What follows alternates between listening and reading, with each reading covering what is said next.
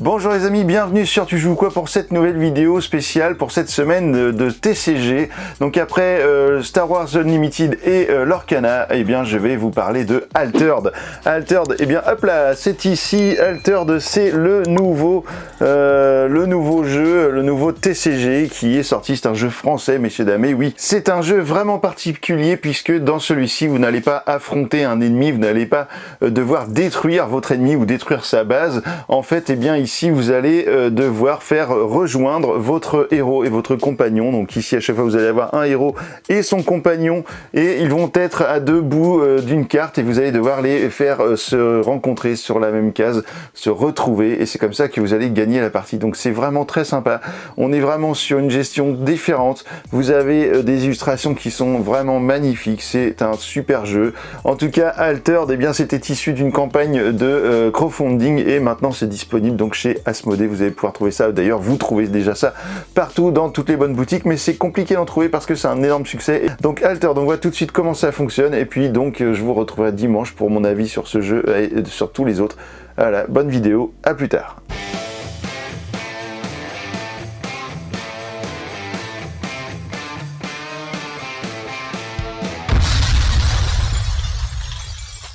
Voici le matériel que vous trouverez dans une boîte de démarrage, donc dans un starter de Altered. Alors ici j'ai le starter de notre ami Kojo, voilà Kojo qui est ici, c'est le nom du héros, et Bouddha qui est son compagnon. Et en fait, le but du jeu de Altered, eh bien, ce sera de faire rejoindre le héros et son compagnon sur le même emplacement, sur la même case du petit plateau qui est là, du petit assemblage de cartes qui est fourni évidemment dans les starters. Donc vous allez avoir votre petit jeton de votre héros, vous allez avoir le petit jeton de votre compagnon, votre adversaire aura exactement la même chose à l'effigie donc de son personnage, donc à la couleur de son personnage, et donc vous n'allez pas vous faire une bataille, vous n'allez pas devoir atteindre 0, détruire un ennemi, etc. Non, vous allez juste devoir faire parcourir votre héros et votre compagnon parmi les différents biomes et vous rejoindre donc sur la même case. Et donc pour avancer, eh bien, il va falloir obtenir les majorités sur les terrains de jeu dans lesquels vous allez pouvoir agir avec vos cartes, et ces terrains de jeu seront au nombre de 2. Vous allez avoir ici l'expédition du héros et ici l'expédition du compagnon. Alors dans chaque deck, eh bien, vous allez avoir votre carte de héros que vous allez placer ici sur les tapis de jeu en papier qui sont fournis dans chaque starter. Votre héros, eh bien, il va avoir une compétence ici qui va s'activer à un moment donné de la journée, puisque chaque manche du jeu eh bien, va être fractionnée en moment de la journée. Vous allez commencer eh bien, le matin, ensuite ce sera le midi, ensuite ce sera l'après-midi, le crépuscule et la nuit, et pendant toutes ces phases de jeu eh bien, vous allez faire différentes choses.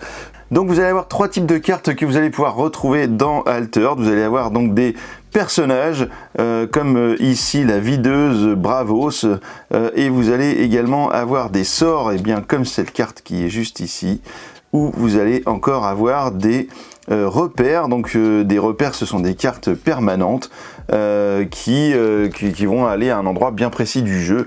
Alors la particularité au niveau du coût des cartes dans Altered, c'est que vous allez avoir 2 coûts qui sont indiqués ici. Alors pour le fait c'est exactement le même coût, mais il y a des cartes qui auront des coûts différents. Par exemple celle-ci, l'aspirant de Havre, eh bien lui va coûter 2 mana dans un des cas de figure et 4 mana dans l'autre cas de figure. Alors pourquoi? C'est parce qu'en fait vous avez 2 façons de jouer vos cartes. Vous allez pouvoir les jouer depuis votre main comme n'importe quel TCG, mais vous allez également pouvoir les jouer depuis votre réserve qui est juste ici. Je vais y revenir dans un instant pour vous expliquer comment fonctionne la réserve, mais en tout cas sachez que voilà, il y a 2 façons de jouer des cartes, soit de votre main, soit depuis la réserve. Les manas, eh bien c'est comme dans tous les autres TCG, la plupart du temps en fait, vous allez bien jouer des cartes face cachée que vous allez mettre comme ceci.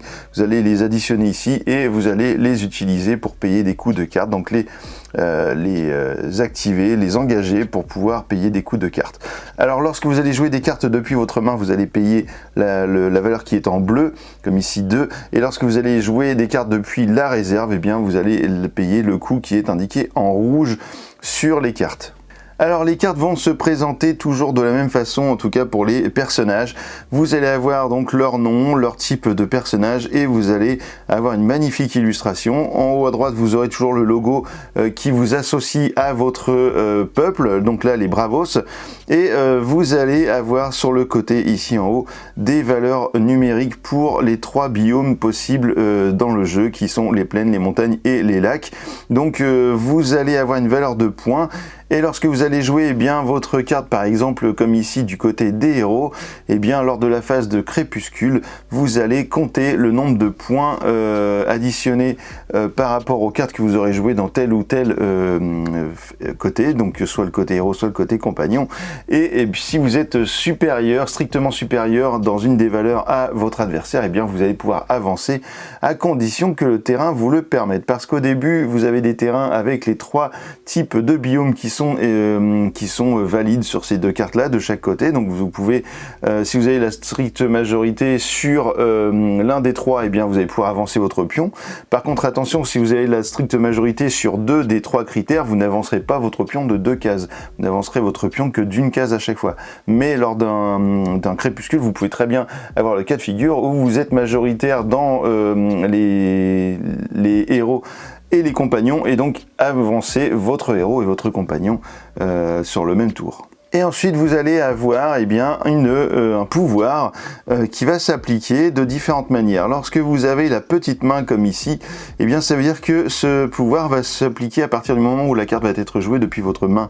Si vous avez ce petit symbole qu'on retrouve ici pour la réserve, ça veut dire que le pouvoir qui est juste après ne s'appliquera que si vous jouez la carte depuis votre réserve. Donc attention à ça, parce que ça peut être piégeant.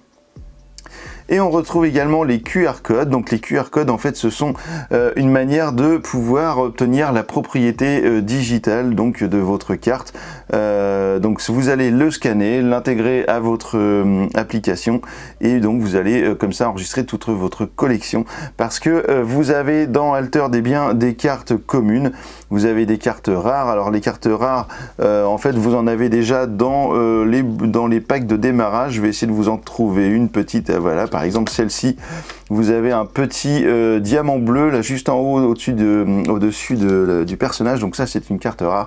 Et lorsque vous avez un diamant qui est jaune éclatant de couleur or, ce sera une carte unique, car dans ce jeu vous pouvez avoir des cartes uniques, et quand elles sont uniques, c'est vraiment qu'elles sont uniques. Vous êtes les seuls au monde, le seul au monde à avoir cette carte. Voilà, il n'y en a pas 2 comme celle-ci.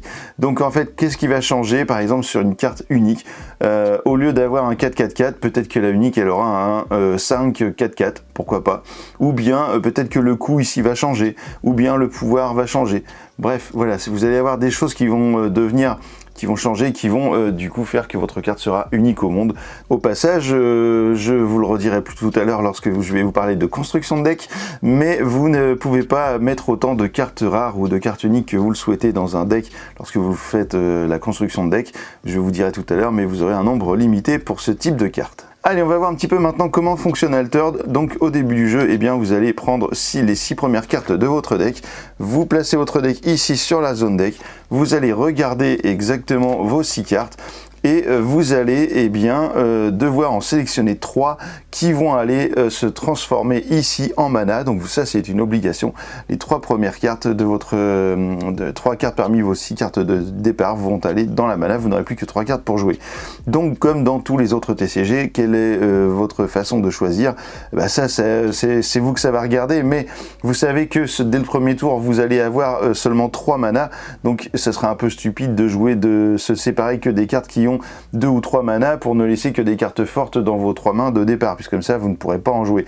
Donc peut-être que vous allez vous séparer d'une carte forte ou 2, et puis peut-être que vous allez garder quelques cartes quand même, comme celle-ci par exemple, qui peut être très intéressante, parce que celle-ci elle a une propriété qui est vraiment cool, c'est gigantesque. Lorsque vous placez cette carte avec ce mot-clé gigantesque dans l'une des expéditions, vous allez avoir la valeur de points des différents biomes qui sera exactement prise en compte dans les deux secteurs. Donc ça c'est chouette.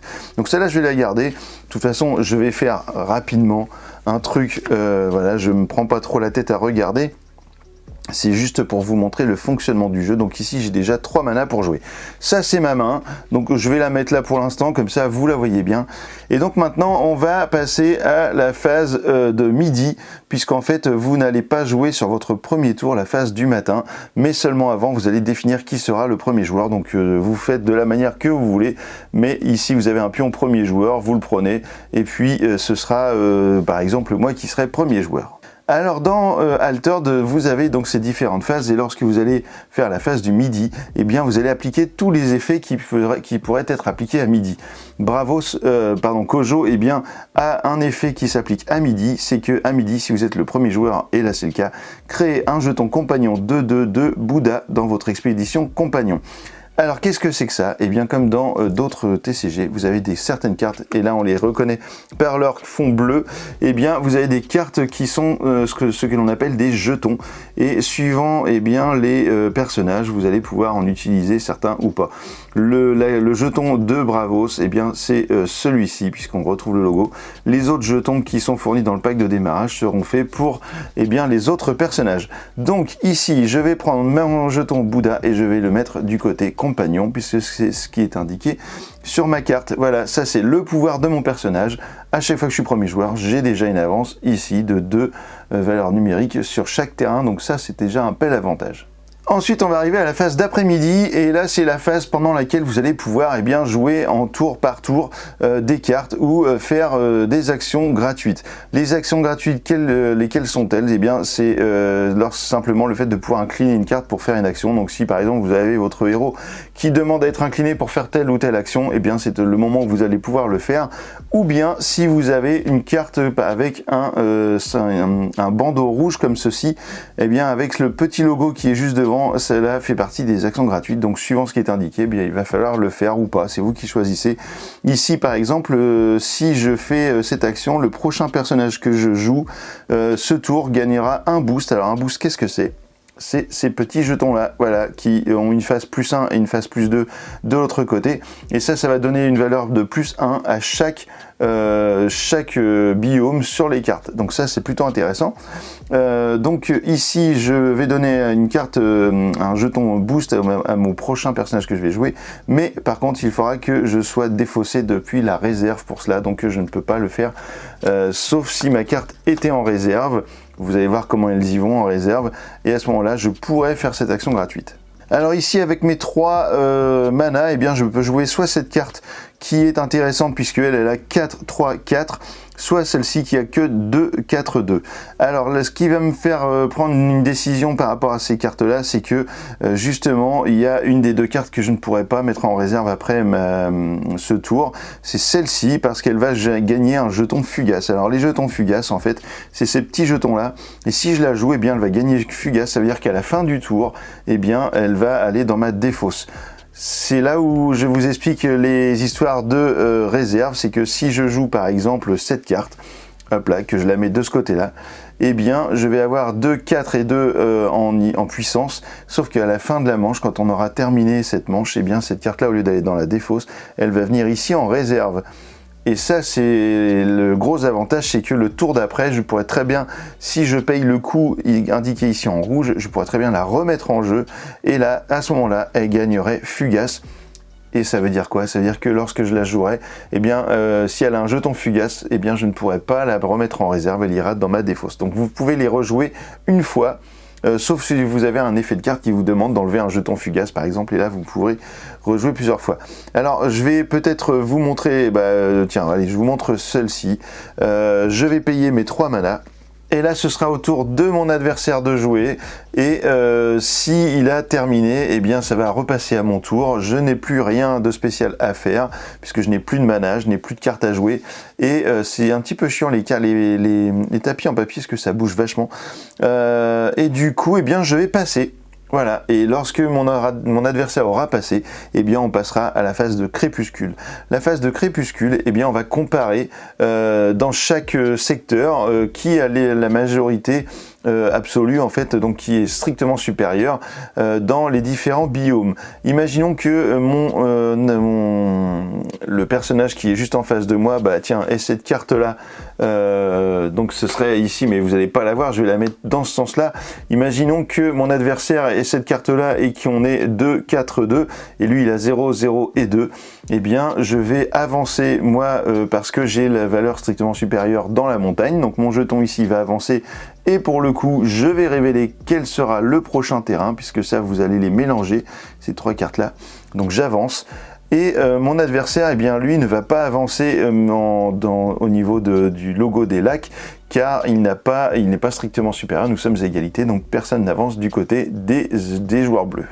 Si mon adversaire avait eu le résultat strictement supérieur pour les plaines par exemple, eh bien il aurait pu avancer, on aurait été tous les deux avancés sur le même tour. Et ensuite on va regarder ici les compagnons, je suis le seul à être sur ce secteur de jeu, eh bien mon compagnon va avancer, hop là, il faut profiter de Bouddha lorsque c'est son tour pour arriver à avancer son pion et il arrive juste ici.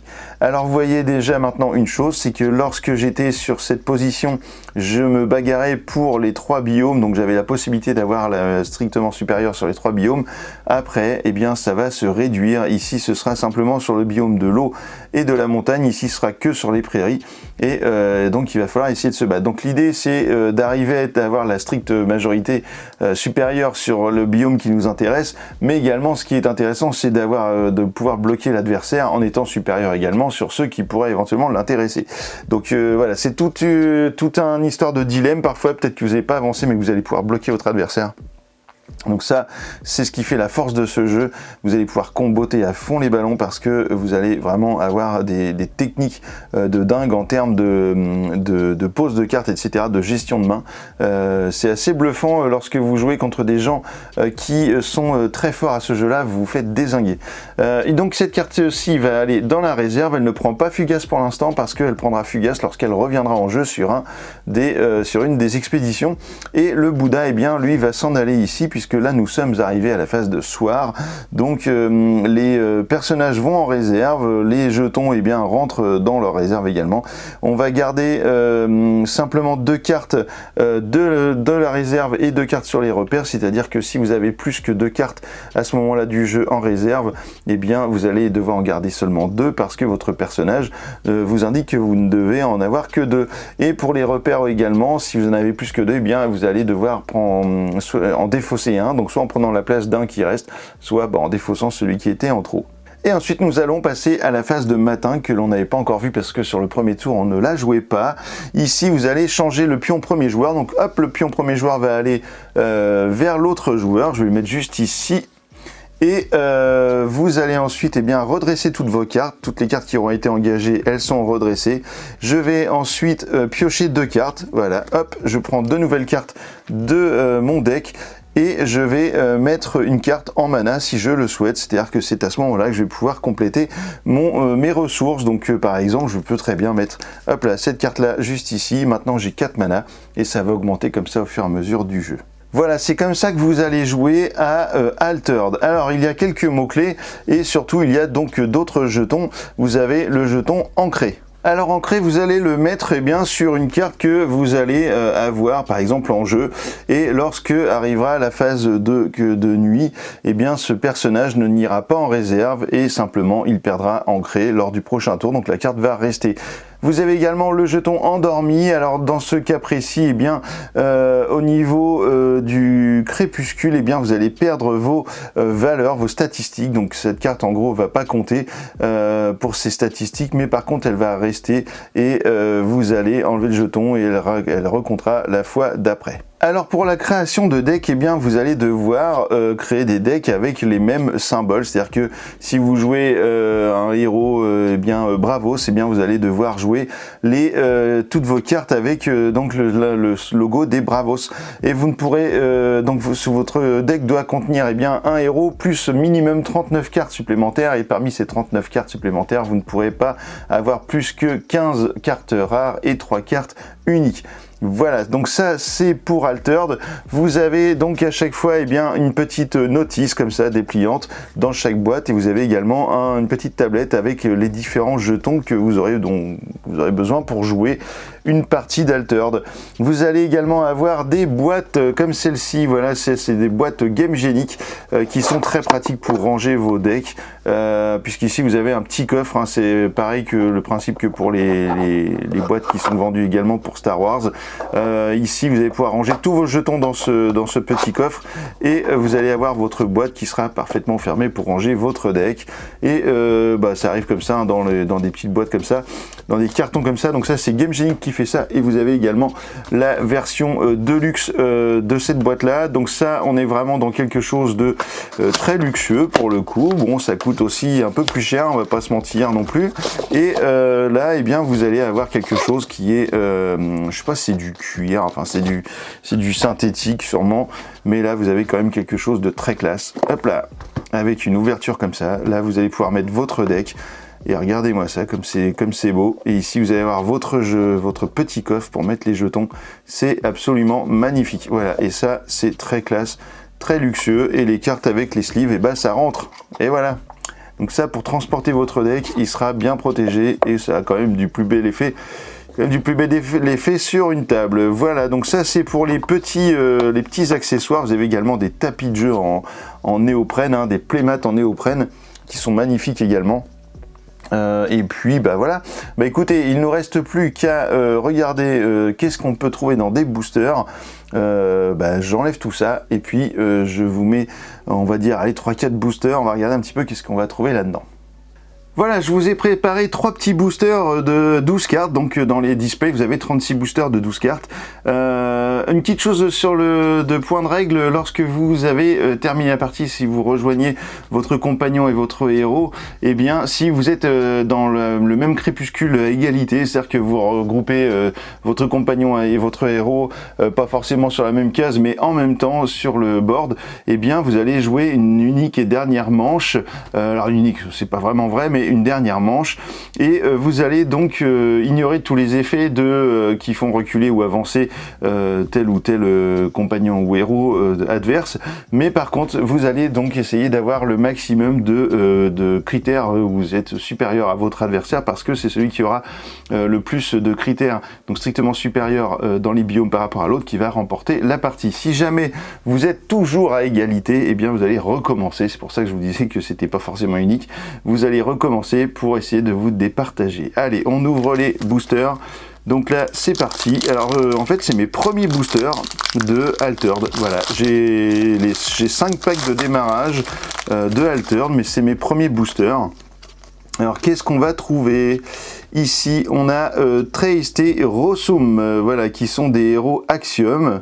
Ça c'est plutôt cool, voilà. Alors c'est évidemment, voilà, vous allez avoir des cartes qui vont être différentes de celles qui sont dans les packs de démarrage. Petit Jean. Je vais les mettre dans l'autre sens parce qu'évidemment il y a les histoires de scan éventuellement de cartes, voilà, qui rentrent un petit peu en compte. Hop là, on va regarder le Parvati. Alors tout ça, c'est évidemment, vous allez avoir des cartes qui vont aller dans les différents personnages. Tiens, on a Jeanne d'Arc, c'est cool ça. On a Jeanne d'Arc ici. Ça c'est plutôt sympa. Saoka Braku. Alors je détaille pas l'entièreté des cartes, hein. Ici on a Ratatosk, donc qui est une carte rare, mais que l'on retrouve également dans le deck, dans le starter. Ici une autre carte rare, on a un entraînement mécanique, donc ça c'est un sort. Et on a Fait des dents, voilà, autre carte rare, puisqu'il y a le petit symbole bleu en haut. Et ici on a un jeton, voilà. Hop, ça c'est pour le premier booster, donc on va aller voir un petit peu qu'est-ce qui se cache dans les autres boosters de Altered. Donc on est déjà quasiment à la moitié de cette semaine spéciale TCG, puisque je vous ai fait déjà Star Wars et l'Orcana. Demain ce sera Magic. Voilà, ici on a notre personnage que l'on a déjà dans les packs de démarrage. On a les 3 petits cochons, tiens ça c'est rigolo, qui sont des ingénieurs, des personnages ingénieurs. L'entraînement physique, c'est un sort, ça on l'a déjà cette carte dans le starter de Bravos. Ici, on a Franchir le Bifrost, c'est très joli, hein. Les illustrations sont très très jolies. Ici, on a une soigneuse Muna, donc qui est le personnage en lien avec le symbole vert. Ici, on a Tanuki, héros de papier. Ça, c'est un personnage aussi, c'est un petit personnage en papier pliant. On a le fragment d'éther. On a ici le Quetzalcoatl. Quetzalcoatl, il y avait un jeu qui s'appelait Quetzalcoatl, non? On a la danseuse d'étoffe Lyra. Ici donc en carte rare, on a Thoth en carte rare. On a l'explosion céleste ici en carte rare. Et on a le jeton, donc le jeton Bouddha pour Bravos. Et enfin le dernier. Donc je pense effectivement qu'il y a 3 cartes rares dans chaque booster. Et parmi ces cartes rares, il doit y avoir une carte unique de temps en temps. Ça ne doit pas arriver souvent. Ici, on a Aphanas et Sanka. Donc ça, c'est un héros du peuple Izmir. La guerrière j'allais dire du Havre, la guerrière de Havre. Le recycleur Axiom. On a Chiron de chez les Bravos, le marchand de sable. Avec la petite lyre là, musicale, je crois que c'est les lyras, non?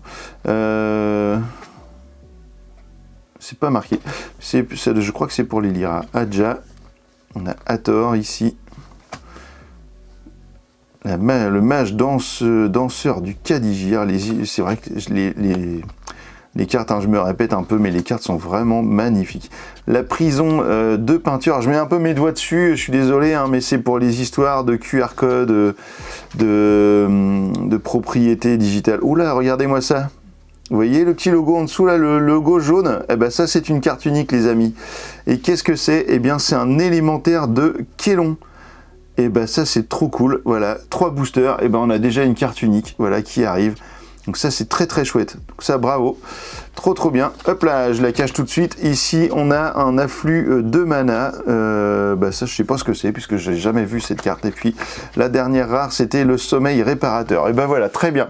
Et ben on a du coup une carte unique sur 3 boosters. C'est super. Voilà, je pouvais pas avoir mieux pour vous présenter eh bien, des boosters de Altered. Je vais pouvoir ouvrir d'autres boosters tranquillement. Je vais pouvoir également sliver tout ça parce que c'est important de les protéger, ces cartes-là. Et puis je suis bien content d'avoir une carte rare, ça fait plaisir. En tout cas, je vous retrouve demain pour Magic. Et ensuite, je sais pas dans quelle ordre ce sera, je vous le dirai pendant la vidéo de Magic. Et puis il y aura, comme je vous l'ai déjà dit, dimanche le top, mon classement, pardon. Ce sera pas, je vais pas vous donner un classement de 3, mais je vous donnerai mon classement de mes préférés parmi tous les TCG que je vous aurai présentés cette semaine. Et ben écoutez, maintenant que vous savez tout sur Altered, alors, tu joues quoi?